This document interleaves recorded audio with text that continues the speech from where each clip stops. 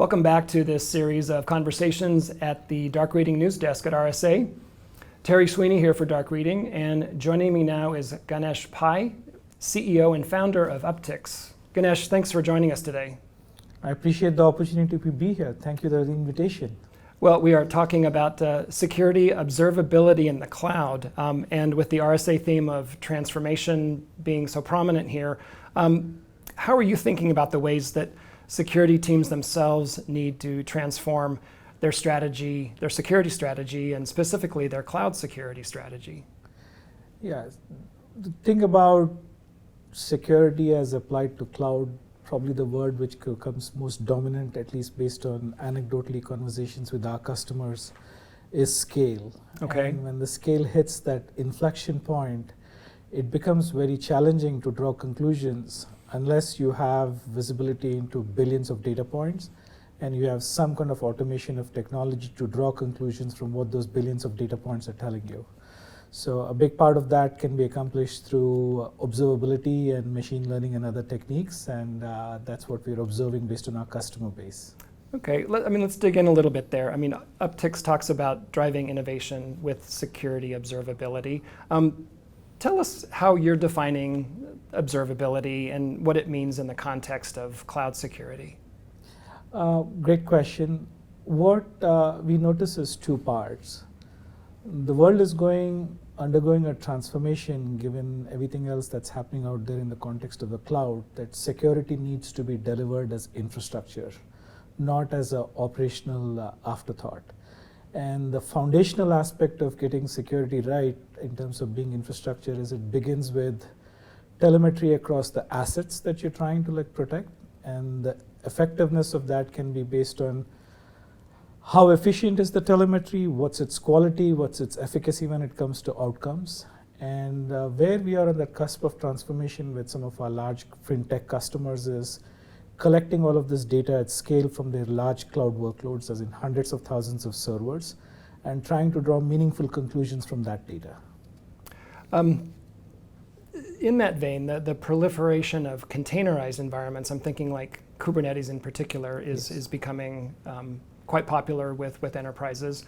How does the rise of these virtual environments impact the equation and the dynamics that you're describing?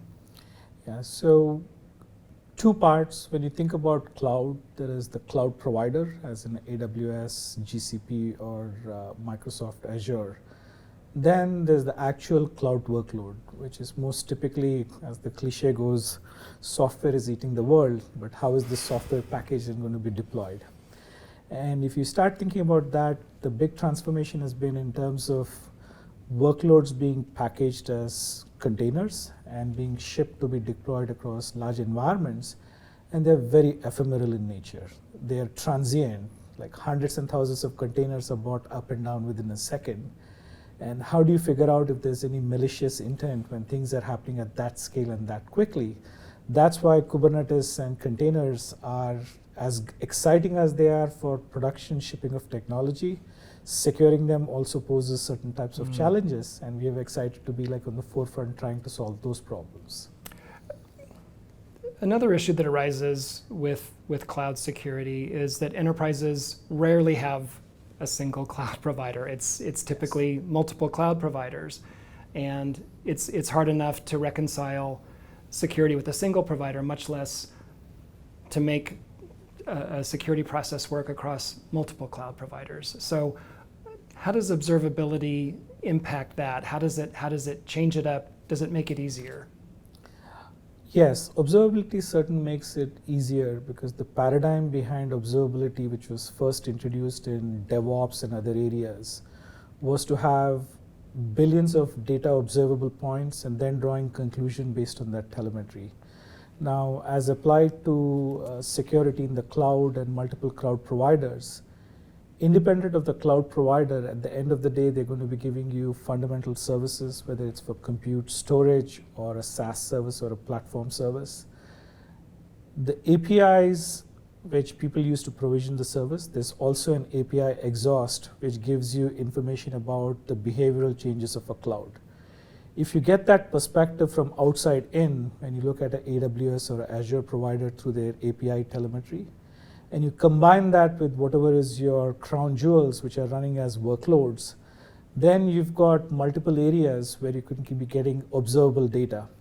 And if that data is normalized and sent to a cloud in some place where there's analytics like a platform like ours, which is looking at the data, you have a foundation to look at billions of data points across not only the cloud providers, but inside their actual workloads and draw conclusions. Right. You're also making some news here at RSA with the recent introduction of the cloud infrastructure entitlement management capabilities in the platform. Yes. Talk about the role that identity plays in the future of cloud security. Identity is probably going to play a super crucial role.